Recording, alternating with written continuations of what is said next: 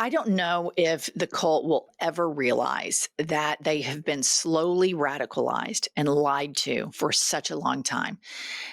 Fiscal conservatism is a lie. These people do not believe in free markets any longer. They don't believe in the Constitution. They don't believe in the rule of law. They're not pro family. They're not pro children. They are pro their supreme leader and ripping up everything that we hold dear because they're wildly insecure and have inner child issues. Our entire country is going to come tumbling down because of some toxic people that refuse to go to therapy. And so here's just a day in the news in the United States of America. Here's a series of tweets that showed up on somebody's feed. Trump fires Federal Reserve Governor Lisa Cook. Trump administration warns schools that using essays, geography, or other unlawful proxies for race to promote diversity is illegal. Another tweet, Trump, ABC NBC News should lose broadcasting licenses. And then the last one, Trump approval rating falls to 41% in deep red Alaska. All of these tweets ended up on a Twitter user's feed, and they are all signs that our democracy is literally hanging in the balance, if we can even still call it a democracy at this moment, considering that people are being denied due process, are being kidnapped off the streets, sent to a concentration camp in El Salvador where they are being sexually tortured, or being sent to Alligator Alcatraz so that Steve Miller has something to beat off to. Sorry, guys, I'm sorry. I say this shit and moms can't keep it together. All right. All right, here's another tweet. I'm gonna let Pumps get it together. All right. This is I'm gonna mispronounce his first name, so I'm just gonna call him Mr. Ali. And I thought this was a really good thought here. And he tweeted, Peter Thiel, Musk, Stephen Miller, and Russell Vought. And Russell Vought is of Project 2025 fame. Realize their king is sick and dying. And their king, of course, is Kanks.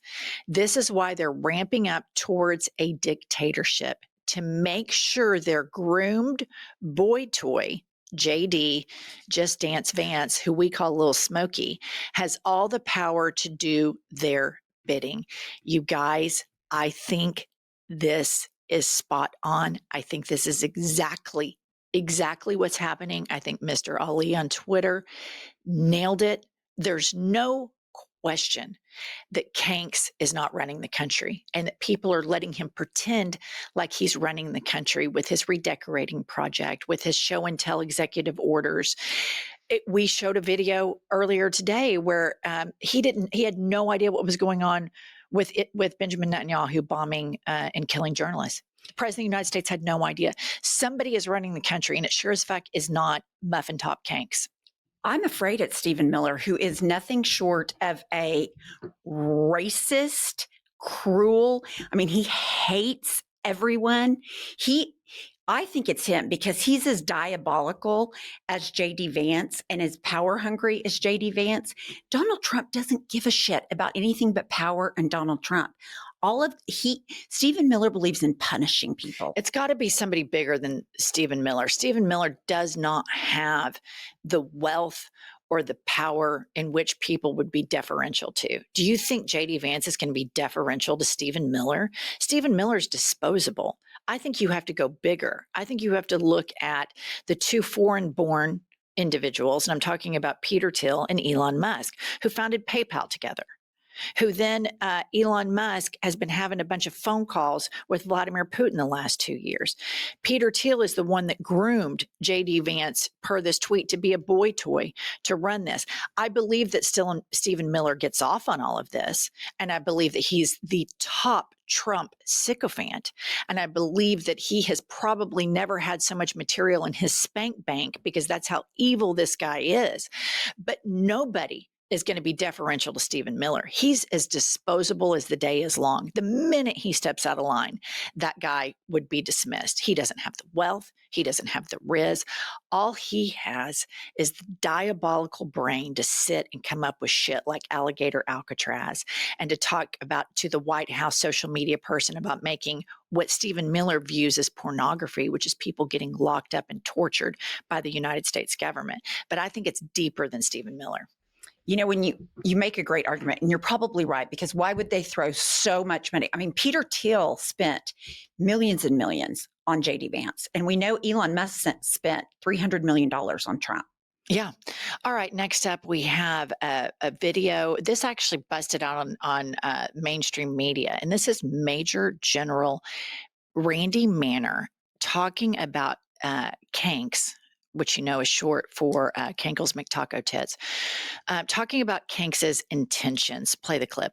What the president is doing through the Secretary of Defense is creating units, official military units, to, quite frankly, watch the American people. And that's the thing that is absolutely abhorrent. It reminds me so much of what happened in Germany in the 1930s. There it is. And people will say, if you make the comparison, when we were covering the campaign, that this is very Nazi-like. And then I want to remind you that when Elon Musk finally thought that he was going to be popular and be a cool kid, he had it pinned up all that time, and he did a Sig Heil. And there's no question that's what he did. There's no question that these people are anti-Semites. There's no question about it. They look to Hitler's playbook as their playbook. Stephen Miller is a useful tool for these powerful men because he's maniacal and diabolical enough to do it. And he salivates over doing stuff like this. Like, it's joyful for him. It's like Pavlov's dog when he hears Nazi or he hears Hitler. His mouth probably starts, foaming at the mouth. But you have here a major general from the United States military that sees it. And I wanted to show you this clip to remind you, because authoritarians use propaganda as such a tool. And so you can get online or you can turn on the TV and you see all this propaganda from all of these people.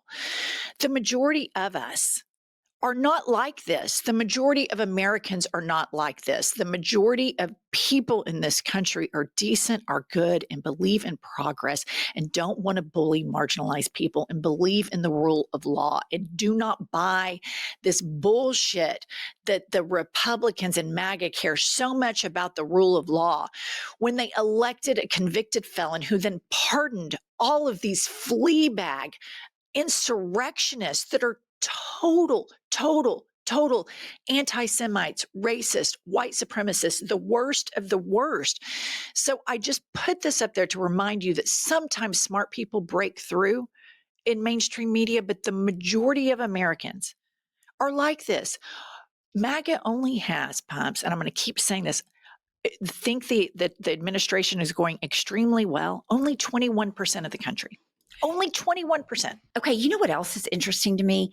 That the Republican Party is now the MAGA Party. Everything they thought they wanted, MAGA has turned against with Trump. They do not want a strong military to fight overseas. They want a strong military to fight U.S. citizens. And they're commies now. And they're commies taking in stakes in companies. Uh-huh. And then you have talk about, the military is going to be observing the American people. Let's not forget, Peter Thiel has every single bit of all of our private information on a computer desk. All right, now let's put up this tweet, Kylie.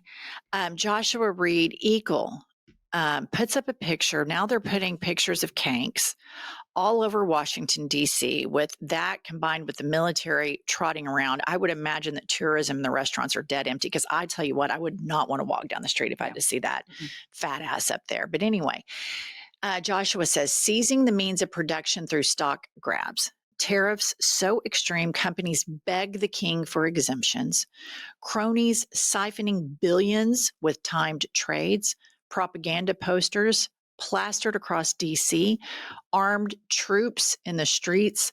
MAGA is communism. And I think that is spot on.